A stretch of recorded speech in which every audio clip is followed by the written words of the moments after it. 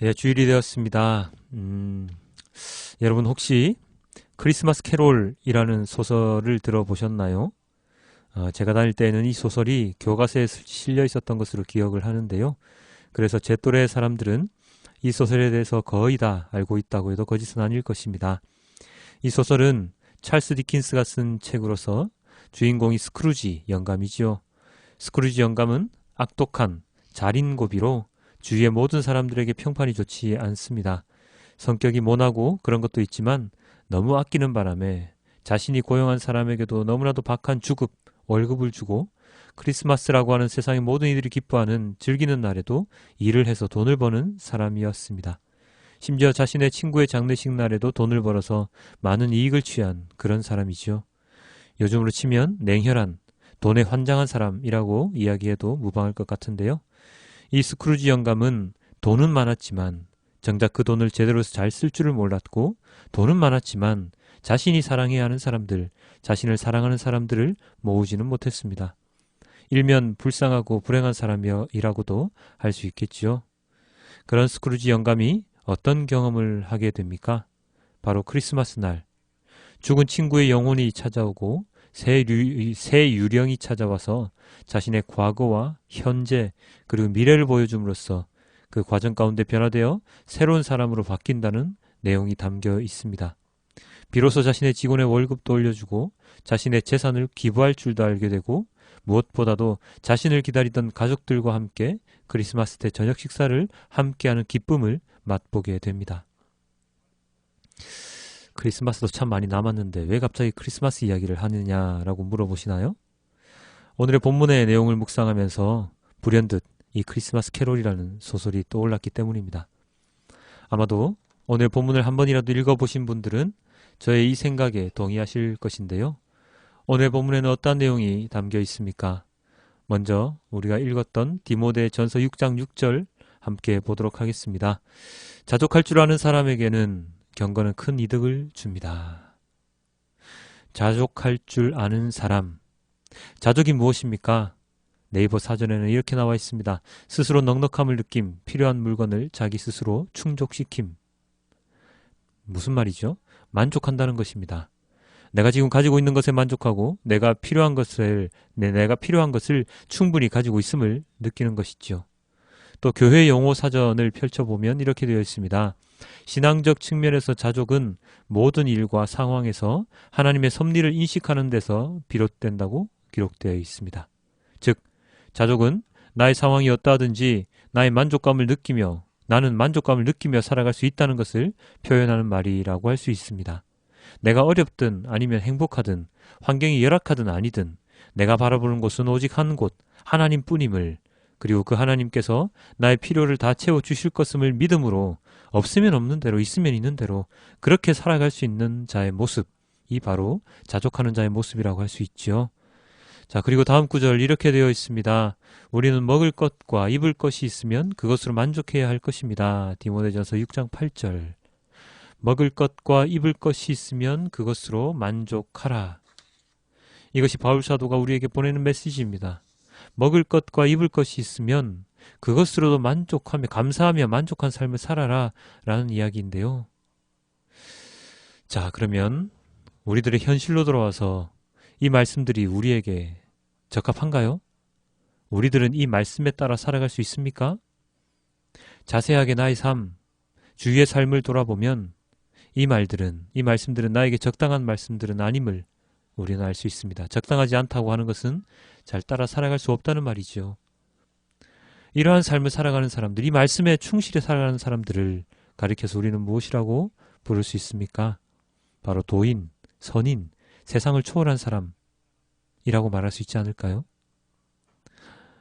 요즘 같은 물질 만능주의 시대에, 특히나 돈이 모든 것을 좌지우지하는 시대에 내가 지금 가지고 있는 것으로 만족하라고 한다면 누가 그것에 동의할 수 있겠습니까? 인간은 예로부터 저장하고 모으는 습관, 본능을 가지고 있습니다. 유독 인간만 그렇지요. 일부 동물도 그렇지 않습니까? 라고 저에게 말씀하실 수 있겠지만 그 동물들은 단지 자신들의 생명을 유지하기 위해서 모아서 소비하는 것이지요. 인간들처럼 그 모은 것을 권력화해서 사용하지는 않습니다. 그렇습니다. 인간은 모으고 저장해서 그것으로 권력을 만듭니다. 돈이 많으면 부자라고 하지요.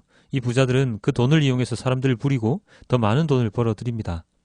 값비싼 재화들을 사들임으로써 다른 사람들의 부러움을 사고 그 돈을 믿기로 해서 많은 부정한 일들을 저지릅니다. 그리고 또 돈을 모으기 위해서도 많은 부정한 일들을 저지르고 말입니다. 돈을 만몬, 우상시에서 살아가는 우리의 모습이 바로 이런 모습입니다. 아니, 전도사님, 그냥 먹고 살 정도만이라도 벌려고 하는 것인데 그것도 안 되나요? 라고 말씀하실 수도 있는데요. 우리는 경제활동을 하면서 더 많은 것을 소비하지요. 무엇보다 더 많은 것이요? 무엇보다 더 많은 것이요? 바로 내가 벌어들이는 것보다 더 많이 말입니다. 왜 그렇게 할 수밖에 없습니까? 그것은 세상의 발전된 문명이 내가 소비를 하지 않으면 안 되게 만들어 놓았기 때문입니다. TV, 언론 등등 모든 업체들은 사람들의 돈을 주머니에서 어떻게 하면 끌어낼 것인가 하는 것에 초점을 맞춥니다. 그래서 더 좋은 것, 더 편한 것을 만들어내어서 그것에 돈을 쓰게 만들지요. 그렇다면 그렇게 쓰기 위해서 우리는 무엇을 해야 합니까? 바로 벌어야 합니다. 버는데 많이 벌어야 됩니다. 그러니 많이 공부해서 좋은 직장 들어가려 하지요. 오늘날 많은 청년들이 실업의 상태에 있는 것도 이와 무관하지는 않습니다. 예전에는 버는 만큼 쓰는 것이었다면 요즘은 쓰는 만큼 벌어야 하기 때문에 내가 쓰는 씀씀이가 커지면 커질수록 내가 더 많이 벌 수 있는 직장을 선택해야 하니 주로 관심이 가는 곳이 대기업이나 공기업밖에 없는 것입니다. 적게 벌어서 내가 지금 누리고 있는 것을 하지 못하게 되기 싫어서 그렇죠. 너무 단편적인 이야기로 들리겠지만 왜요? 경제가 그렇게 단순한 것이 아니기 때문이죠. 그렇기는 해도 이러한 현상은 누구나 짐작할 수 있는 가장 상식적인 이야기이기 때문에 이러한 해설이 완전히 세상과 동떨어진 이야기는 아니라는 것을 여러분도 잘 알 수 있을 것입니다. 그렇지요. 이렇게 세상을 살아가면서 돈을 벌기 위해 삶을 투자하게 되면 우리는 어떻게 될 수밖에 없습니까?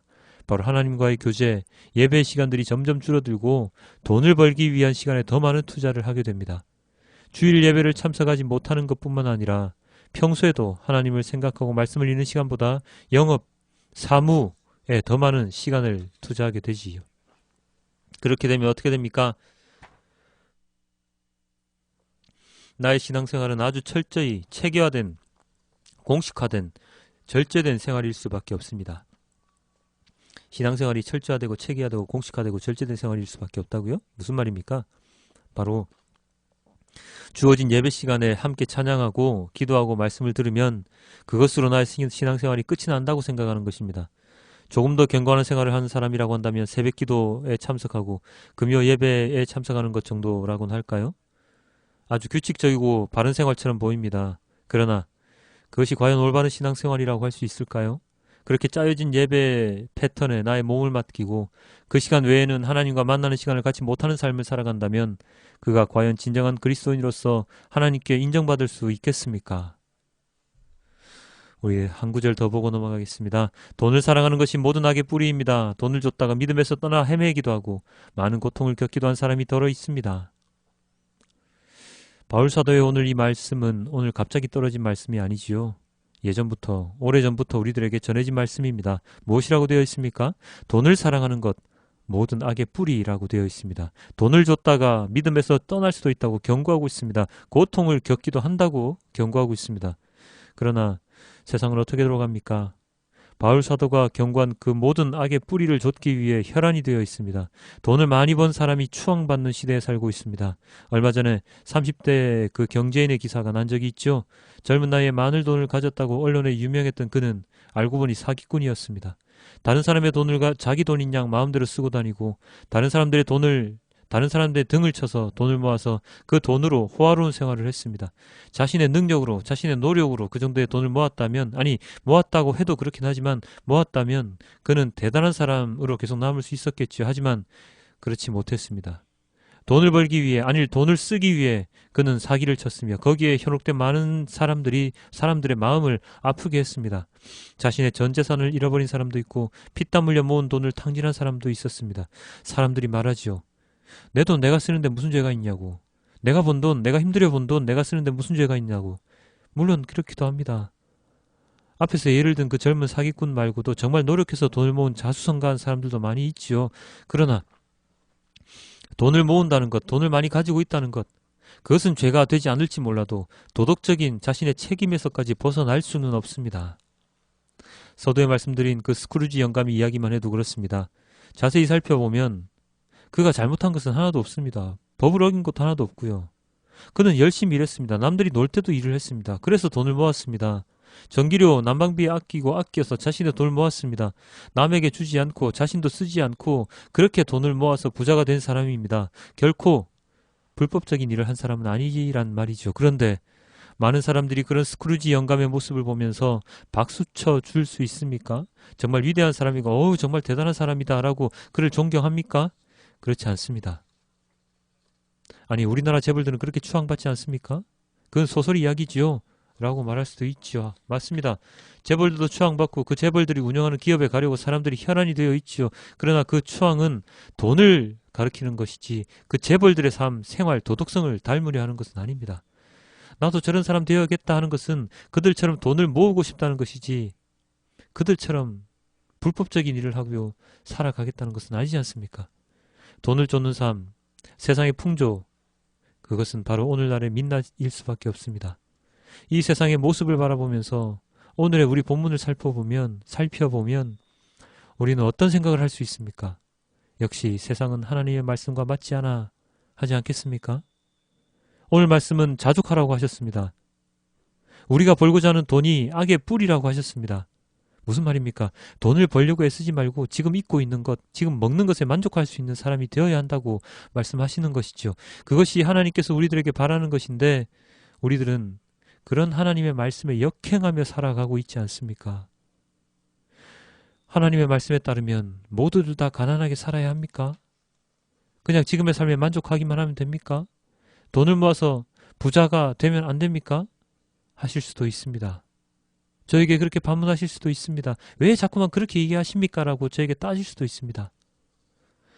자, 다음 구절을 함께 봅니다. 그대는 이 세상의 부자들에게 명령하여 교만해지지도 말고 덧없는 재물에 소망을 두지도 말고 오직 우리에게 모든 것을 풍성히 주셔서 즐기게 하시는 하나님께 소망을 두라고 하십니다. 또 선을 행하고 좋은 일을 많이 하고 아낌없이 베풀고 즐겨 나누어 쓰라고 하십시오. 부자들에게 말하라고 합니다. 즉 부자들도 하나님을 믿는 자들이 될 수 있다는 것이고 하나님을 믿는 자들도 부자가 될 수 있다는 것이죠. 자, 그 부자들에게 어떻게 무엇을 말하라고 합니까? 교만해지지 말고 재물에 소망을 두지 말고 하나님께 소망을 두라고 선을 행하고 좋은 일을 많이 하고 아낌없이 베풀라고 합니다. 그것이 진정한 부자의 덕목입니다. 이렇게 할 수 있는 이유가 무엇입니까? 그것은 바로 가장 중요한 말씀, 하나님께 소망을 두기 때문입니다. 모든 목회자들이 이렇게 이야기합니다. 이 세상의 모든 것은 하나님의 피조물들이고 내가 소유한 모든 것은 하나님께로부터 나왔다. 그렇기에 내가 가진 모든 것을 다 하나님께 드려야 하지만 그렇게 하면 우리가 살 수 없기 때문에 조금이라도 마음을 다해서 주님께 드리는 삶을 살아야 한다고. 언뜻 보면 맞는 말입니다. 그런데 살짝 비꼬아 보면 나의 소유를 나의 것으로 생각하게 만드는 교묘함이 숨어 있는 듯도 합니다. 왜요? 그렇게 해서 당신들 부자되라고 설교를 많이 하기 때문입니다. 헌금 많이 할 수 있게 기도하라고 하지 않습니까? 왜요? 많이 벌면 그만큼 11조 헌금 많이 할 수 있으니까요. 그런데 이제는 이런 말씀 듣지 않았으면 좋겠습니다. 많이 안 벌어도 되고 헌금 많이 안 해도 됩니다. 그저 하나님께 소망을 두고 만일 내가 많이 가질 수 있게 되면 그것들을 다 나눌 줄 아는 사람이 되자고 그렇게 했으면 좋겠습니다. 디모데전서 6장 11절입니다. 하나님의 사람이여 그대는 이 악한 것들을 피하십시오. 의와 경건과 믿음과 사랑과 인내와 온유를 좇으십시오. 악한 것, 재물, 돈을 피하고 의와 경건과 믿음과 사랑과 인내와 온유를 좇는 사람, 그 사람이 바로 온전한 그리스도인입니다. 내가 가진 것에 만족할 줄 알고 만족하는 데서 그치는 것이 아니라 나의 필요 이상의 것들을 나눌 줄 아는 사람, 아니 내가 필요하더라도 나보다 더 필요한 사람이 있으면 그에게 줄 수 있는 사람, 그런 사람이 하나님께서 기뻐하시는 사람이 아니겠습니까? 오늘 누가복음 본문에서는 부자와 나사로 이야기가 나옵니다. 많이들 아시는 본문이죠. 부자는 현세에서는 많은 것을 누리는 사람이었습니다. 나사로는 어떤 사람입니까? 현재 삶에서는 개들이 그의 종기를 핥을 정도로 비참한 삶을 살았습니다. 그러나 육신의 죽음 이후에 어떠한 모습으로 살아가게 됩니까? 부자는 지옥에 떨어져 고통스러운 삶을 살게 되고 나사로는 유대인의 조상 아브라함의 품에서 편하고 안락한 생활을 하게 됩니다. 아브라함이 그렇게 되었다고 말하는 이유는 현세 너는 누렸고 나사로는 그렇지 못했다는 것이죠.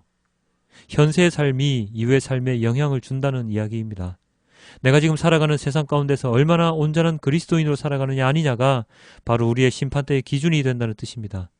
사람들은 세상의 기준을 좇아 살아갈 때에 그리스도인은 세상의 기준이 아닌 하나님의 기준, 하나님을 소망하는 삶, 하나님의 말씀의 기준을 가지고 기준을 두고 살아가야 합니다. 그것이 바로 오늘 본문을 통해서 주님께서 우리에게 말씀하시는 핵심입니다.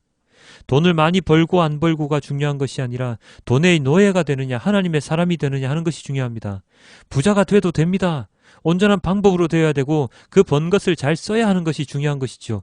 나누고 베풀 줄 알아야 하는 것이 중요한 것이죠. 그러나 부자가 되는 것을 성경에서 경계하는 이유는 세상에서 돈을 많이 버는 부자가 되는 이면에는 꼭 불법적인 온전하지 못한 방법이 동원될 수밖에 없는 구조가 바로 이 세상 구조이기 때문입니다. 부자의 신앙에 대해서 이야기할 때 자주 언급되는 성경인물이 누구입니까? 바로 욥이죠. 욥은 부자였습니다. 엄청난 고통 이후에 그는 부자였던 그때보다 갑절의 부자가 되었습니다. 그러나 그가 그렇게 부자이지만 성경에서 의인으로 소개하는 이유가 무엇입니까? 그는 돈을 쫓아서 부자가 된 것이 아니라는 점이지요. 그는 신앙인이었고 믿음이 투철한 사람이었습니다. 그리고 하나님을 쫓는 사람이었지 돈을 쫓는 사람이 아니었기 때문입니다. 이것을 우리는 잘 알아야 합니다. 돈의 많고 적음으로 인해서 많은 사람은 지옥 가고 아닌 사람은 천국 가는 것이 아니라는 점이죠. 부자와 나사로의 그 부자는 나눌 줄 모르는 사람입니다. 하나님께서 가장 싫어하는 그런 부자였던 것입니다. 그것에 대해서 질책을 하시는 것이지 돈이 많은 것이 잘못된 것은 아닙니다. 우리는 이것을 많은 말씀을 통해서 잘 알고 있지만 우리는 그럼에도 불구하고 세상을 살아갈 때에 이 말씀들을 잘 기억하지 못할 때가 많습니다. 왜냐하면 내가 당장 죽을 것 같기 때문입니다. 내가 당장 불편하기 때문입니다. 당장 존재 가치가 사라질 것 같기 때문입니다. 그래서 이렇게 이야기하지요. 남들처럼만, 남들이 하는 것만큼만 그렇게 하고 싶다고 말입니다. 나의 삶이 중심이 되는 것이 아니라 남들이 보는 나의 삶이, 남들이 보는 나의 삶이 중심이 되어 가는 것이죠. 내가 자족할 줄 아는 삶이 아니라 그러한 삶을 살아야 하는데 세상이 주는 만족감을 누리기 위해 살아갑니다. 그래서 많은 합법적인 틀 안에서 불법적인 일들이 일어나는 것입니다. 사랑하는 성도 여러분, 우리의 삶은 돈을 쫓는 삶, 세상을 쫓는 삶이 아니라 하나님을 소망하는 삶이 되어야 합니다. 물론 이 말씀을 전하는 저 또한 돈의 노예임은 분명합니다. 이 세상을 살아가면서 돈에서 자유할 수 있는 사람은 그리 많지 않습니다. 다만 그런 돈의 노예 생활에서 우리가 말씀을 들음으로써 점점 더 해방되자는 것이죠. 하나님을 소망하는 자로서 거듭날 수 있도록 조금씩이라도 나의 삶을 바꾸자는 것입니다. 말씀을 들으며 말씀을 가까이 하며 나의 옛사람을 버리고 새사람을 입는 자가 되자는 뜻입니다. 내가 가진 것에 만족할 줄 아는 자가 되고 하나님께 소망을 둔 자로서 변화하자는 것입니다.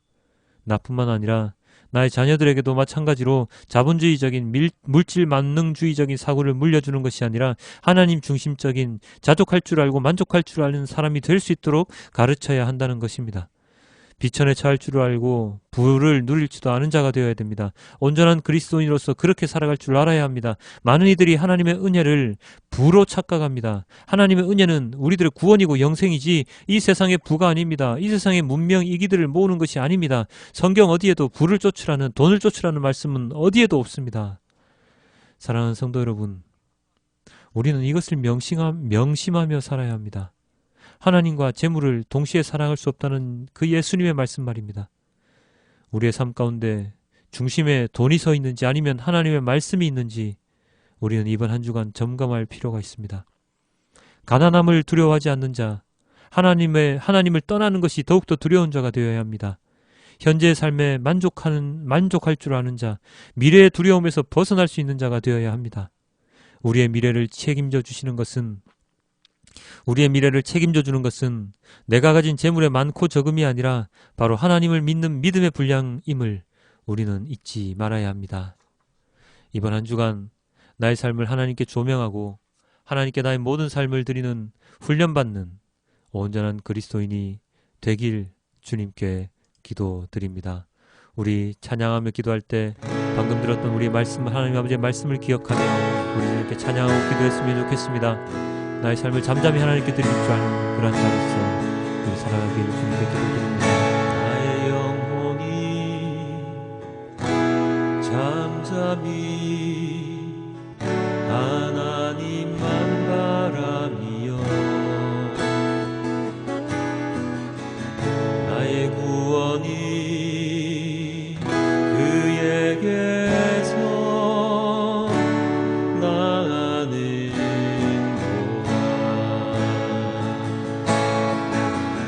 나의 영혼아 잠잠히 하나님만 바라라 나의 소망이